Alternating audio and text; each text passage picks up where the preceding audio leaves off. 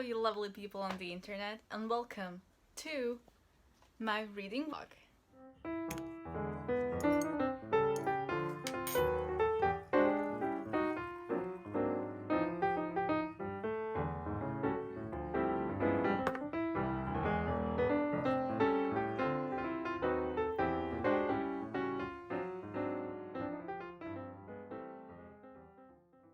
I am reading Tenant of Wildfell Hall by Anne Bronte. So I am around halfway through. I am actually really enjoying this. It's 9:30 and I haven't had breakfast yet or coffee, so I'm going to make coffee and eat my breakfast and read, probably read my book.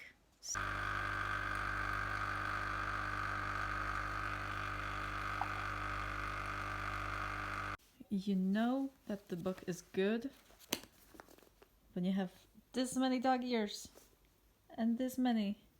Look at them all. Oh, this is so beautiful. And writing. Yes. Also, let me know if you would like me to do a video on how I annotate, because I have it written down on like my little list of videos to film, and I love watching them. I love seeing the system other people have, and I've had people ask me how I annotate and what I annotate. Let me know if you would like that. The Tenant of Wildfell Hall. I am really enjoying this. It's very dark. Like, it didn't seem that dark in the beginning. So the basic premise is there's this village or a town or something, and a woman and her child move into this big house, and it's called Wildfell Hall. And she is very mysterious. She doesn't really talk to many of the people in the village. She doesn't go to the church because it's quite far away from Wildfell Hall. And there's this family, and the main character, the guy that tells the story, is interested in her, but also he's quite indifferent about he's interested. And it's a sort of mystery, like, who is this woman? Why is she here? Is she a widow, or what happened? This brings to the table many difficult topics. Like, one of the main themes of this is what is virtuous and what is not virtuous, and alcoholism is very prominent in this book, which I don't think I have ever read about alcoholism in the classic literature that was this much discussed and talked of. Like, you literally see characters being drunk out of their heads and doing bad things and behaving in a way that it was not acceptable back then. So it's really interesting to see, and I am really loving it, and the writing is really great. I really love Anne Bronte's writing. There are so many sentences and passages where I'm like, this is so beautiful. Like, you are talking about such a grim subject, but with such ease. Like, it's a very hard topic to talk about, to write about and to discuss. Like, alcoholism is a very big problem with humanity. I have to pause the reading for now. I have some errands to run, and I will get back to you. It's supposed to be 29 degrees. Am I still going out in my corduroy dungarees? Yes.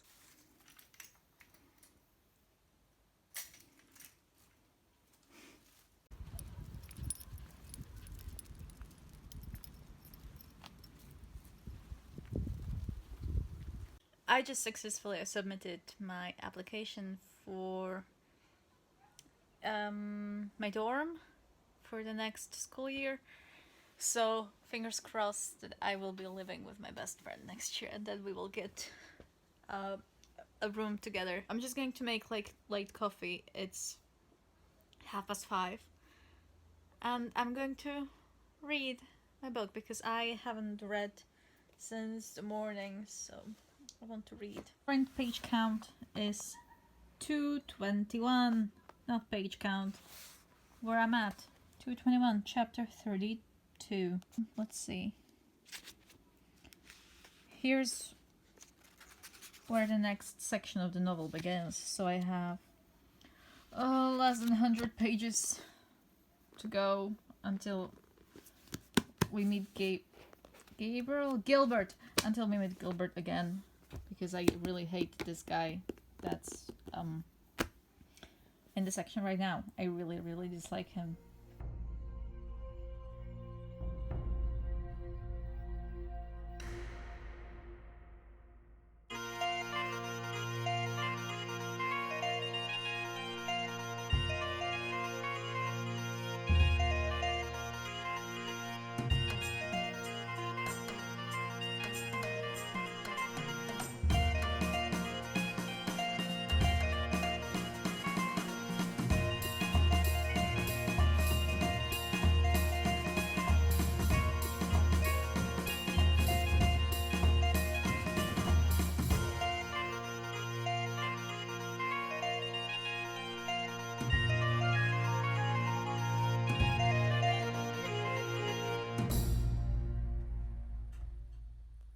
Hello everyone, so I just did my evening routine, skincare routine. I just got into my PJs and I am going to read The Tenant of Wildfell Hall. Of course, I'm currently on page 239. It's picking up. I read quite a bit while Raylene and Ariel were going live on the Reading Rush Instagram, and they were doing reading sprints and read-alongs. So I read a bit then. I'm going to go and make tea, and then I'll go and read. So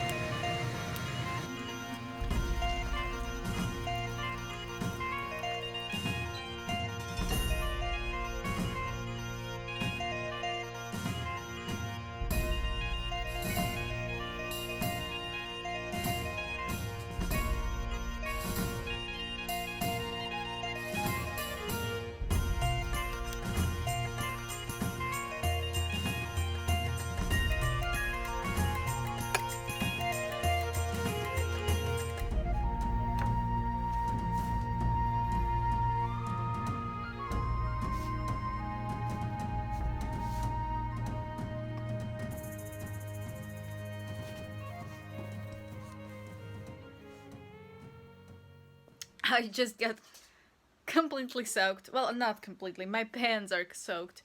So I'm going to change. I've just been out for lunch with my mom and my brother. Here's Charlie. Hello. This room is a mess. I need to clean up and tidy. Okay, I will give you a reading update later. There's not much to update you on since last night, so yeah.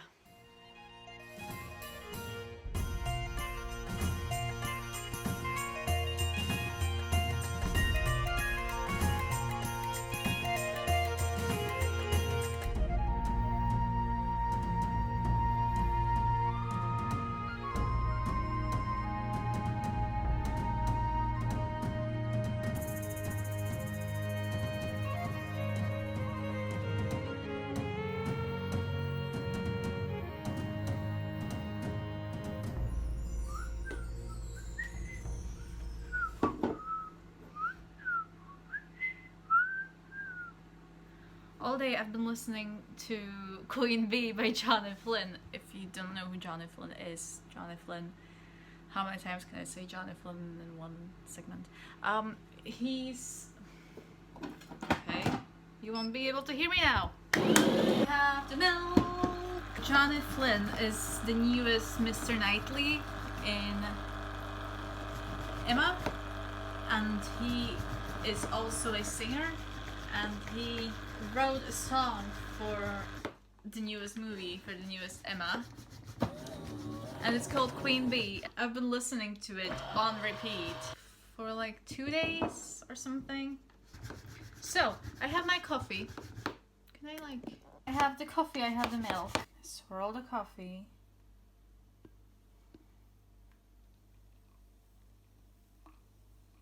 Okay, and then... Oh, it didn't work. Ah, look at that. Yeah. That's basically the most I can do. Someday, I will get better at my latte art, but not today. Today is not that day.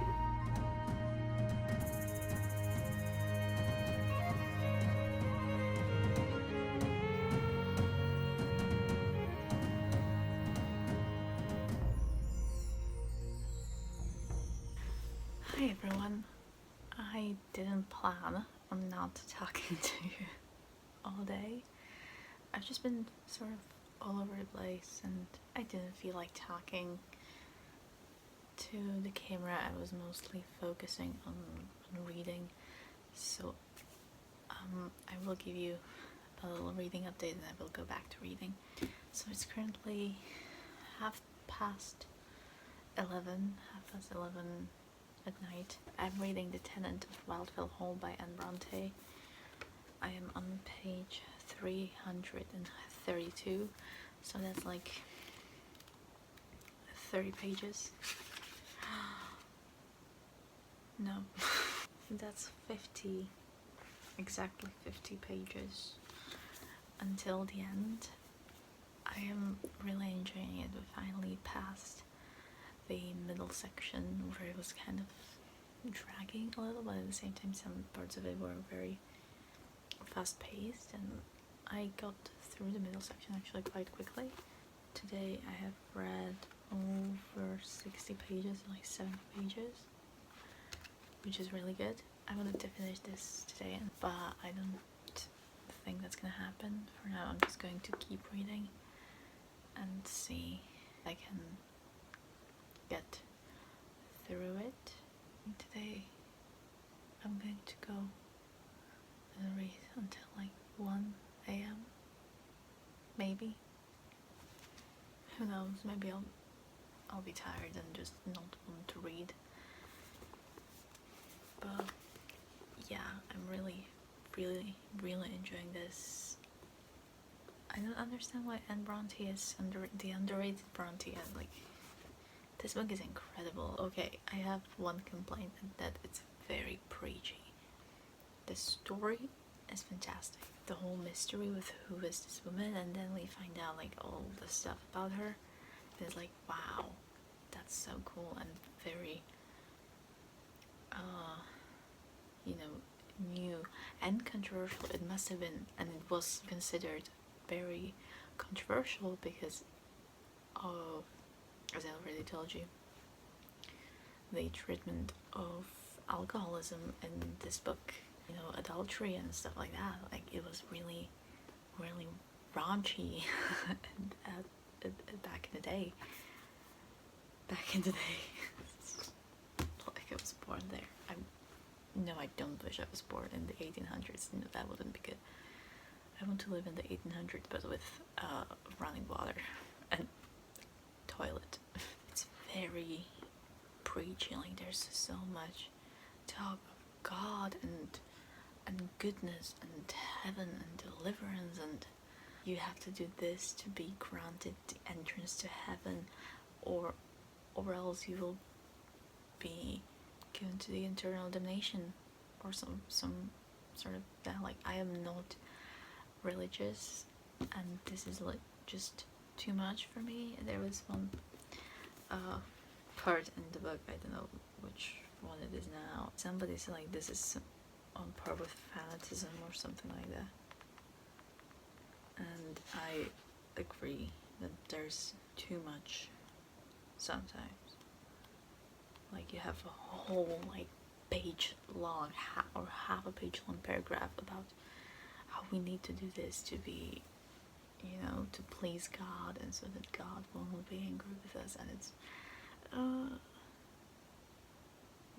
not great. So yeah, that's my thoughts on that so far, and I will talk to you when I talk to you, but I will talk to you tomorrow evening, if not before that, then tomorrow evening.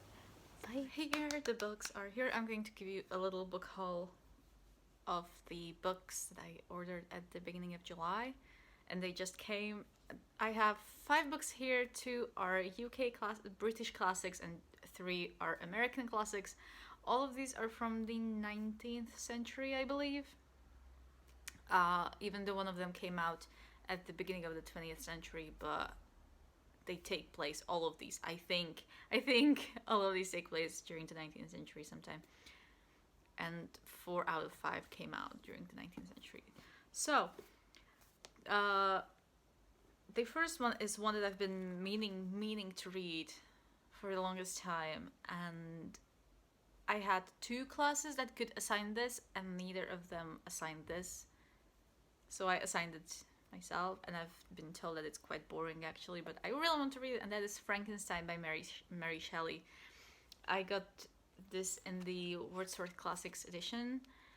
I love these editions. I like their introductions, though I never read them, but I always say that I like their introductions. But I love the notes in these. Usually they're really good.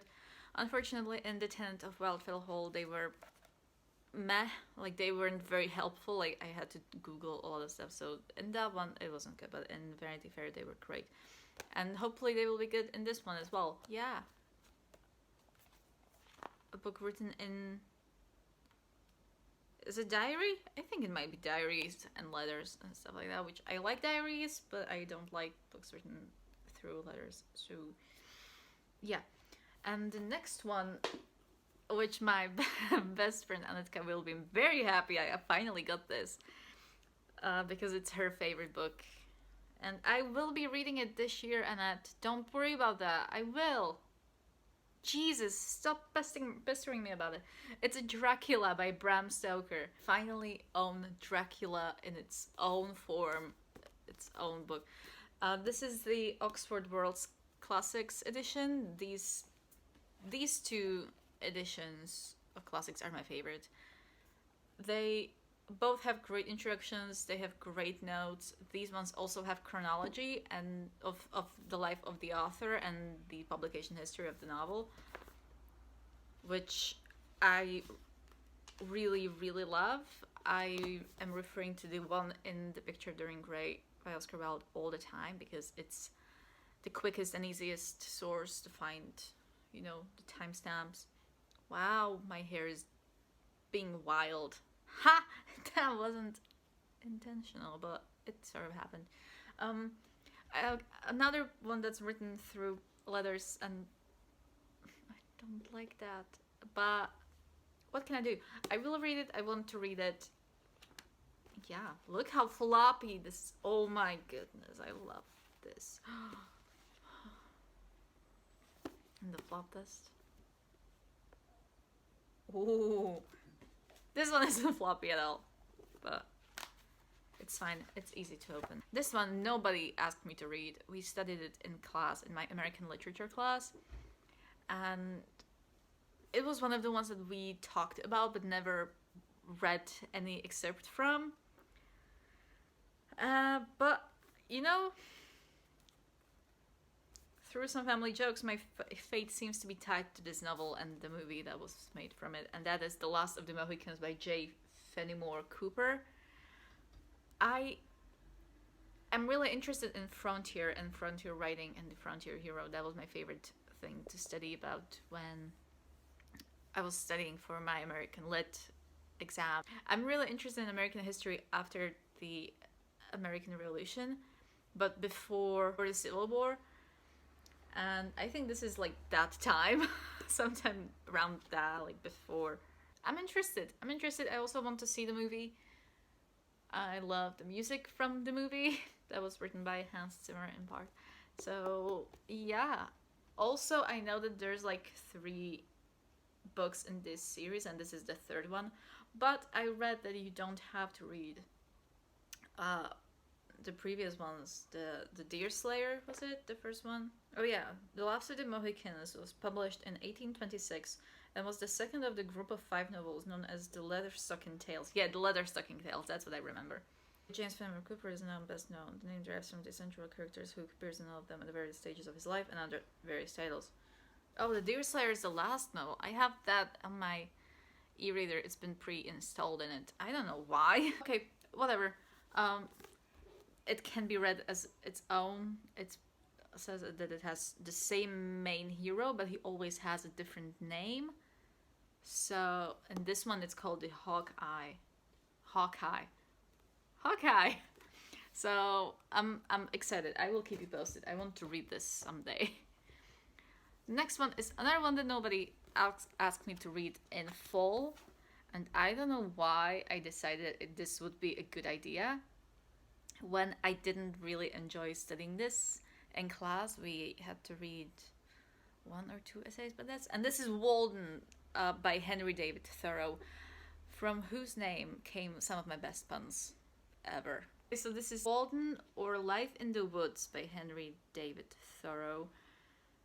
We studied him along with Emerson, and I know that I didn't like one of them. I don't know if I liked Emerson and didn't like Thoreau, or if I liked Thoreau and didn't like Emerson. I think that's like more probable that I liked Thoreau and didn't like Emerson, because he was, I don't know if it's just me, but I thought one of them was too philosophical, and I think this one is actually was pretty what's it called, approachable. I don't know. So I want to read it. It's got a nice illustration in the front. It's got maps. Look at that. And it's got so many notes. And black and red. Oh, I love this. Almost 100 pages of notes. Just explanatory notes. So that's cool.